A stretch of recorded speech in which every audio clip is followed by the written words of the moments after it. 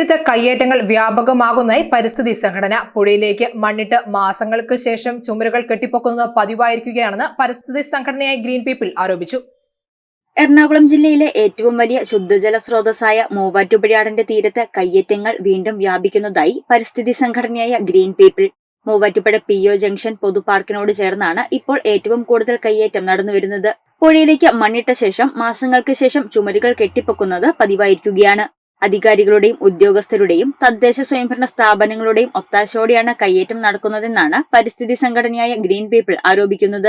പുഴയുടെ തീരത്ത് നിർമ്മാണ പ്രവർത്തനങ്ങൾ നടത്തുന്നതിന് നിയമപരമായ അനുമതിയില്ലെന്ന് വ്യക്തമാണ്. പുഴയുടെ സ്വാഭാവിക ആവാസ വ്യവസ്ഥയ്ക്ക് ഭീഷണിയാകുന്ന കയ്യേറ്റങ്ങൾ അടിയന്തരമായി തടയണമെന്നും പൊതുപ്രവർത്തകനായ അസീസ് കുന്നപ്പള്ളി പറഞ്ഞു. എനിക്ക് തോന്നുന്നു വലിയ രീതിയിലുള്ള കയ്യേറ്റങ്ങളാണ് ഇപ്പോൾ ഈ അടുത്തിടെ വന്നുകൊണ്ടിരിക്കുന്നത്. ഒരു പെട്ടെന്നുണ്ടാകുന്ന ഒരു പരിപാടിയല്ല ഇത്. ഒരു വർഷത്തോളം ഇതിലേക്ക് മണ്ണ് സ്വാഭാവികമായിട്ടും പതിയെ പല സമയങ്ങളിലായിട്ട് കൊണ്ടുപോയിടും. അത് ഏതാണ്ട് 1-2 മാസത്തിനുള്ളിൽ അല്ലെങ്കിൽ ഒരു 3 മാസത്തിനുള്ളിൽ അത് കാട് പിടിക്കുന്നു.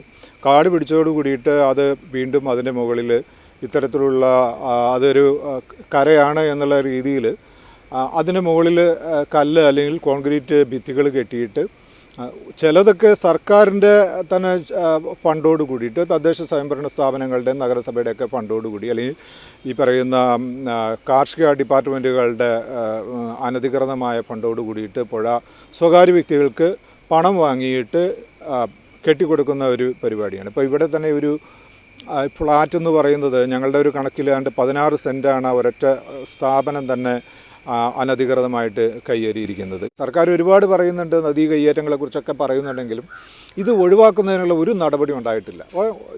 ഇമ്മീഡിയറ്റായിട്ട് ഈ നാടിനെ രക്ഷിക്കണമെങ്കിൽ ഇത്തരം കയ്യേറ്റങ്ങളെ തടഞ്ഞേ പറ്റൂ.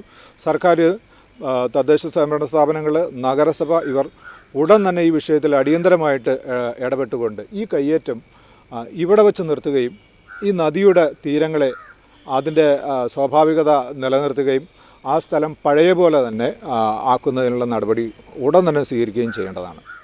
നദിയിൽ പ്രളയമുണ്ടാകുന്നതിനാൽ പുഴയുടെ സ്വാഭാവിക ആവാസ വ്യവസ്ഥ പുനഃസ്ഥാപിക്കുന്നതിനുള്ള പദ്ധതികൾ ആവിഷ്കരിക്കണമെന്ന നിർദ്ദേശം വർഷങ്ങളായി ഉയരുന്നതിനിടെയാണ് നദീ കയ്യേറ്റങ്ങൾ നടക്കുന്നത്. പുഴയിലെ സ്വാഭാവിക ശുദ്ധീകരണങ്ങളായ ജലജീവികളും സസ്യജാലങ്ങളും നശിക്കുമെന്നും ഇത് പരിസ്ഥിതിക്ക് വലിയ ഭീഷണിയാണെന്നും ഗ്രീൻ പീപ്പിൾ ചൂണ്ടിക്കാട്ടി.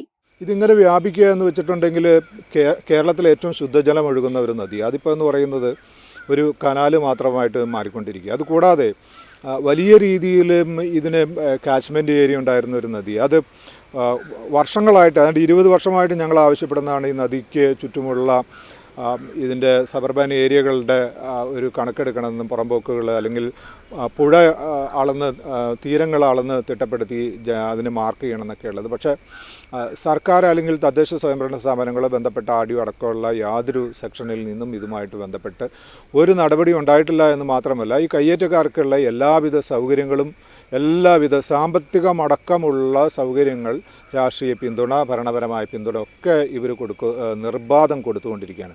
ഇങ്ങനെ പോയിട്ടുണ്ടെങ്കിൽ ഈ നദി എന്ന് പറയുന്നത് വളരെ പെട്ടെന്ന് തന്നെ ഇല്ലാതാകും. അധികാരികൾ കണ്ണടയ്ക്കുകയാണെന്നും കയ്യേറ്റക്കാർക്കെതിരെ ശക്തമായ നടപടികൾ എടുക്കണമെന്നും പരിസ്ഥിതി പ്രവർത്തകർ ആവശ്യപ്പെട്ടു. News desk Muvattupuzha news. ആദ്യം ടെൻഷനായി. മകളാ പറഞ്ഞത് അഹല്യയിൽ പോകാൻ. അഹല്യയ്ക്ക് 30 വർഷത്തെ പാരമ്പര്യവും വിശ്വസ്തതയുമുണ്ട്. അഹല്യയിലെ വിദഗ്ധരായ ഡോക്ടർമാരുടെ ചികിത്സ കൊണ്ട് എനിക്ക് എന്റെ കാഴ്ചശക്തി പൂർണ്ണമായും തിരിച്ചു കിട്ടി. ഇപ്പൊ എനിക്ക് ഈസിയായി വായിക്കാം. നേത്ര സംരക്ഷണത്തിന് നമ്മുടെ Ahalya. Ahalya foundation eye hospital, കേരളത്തിൽ എല്ലായിടത്തും.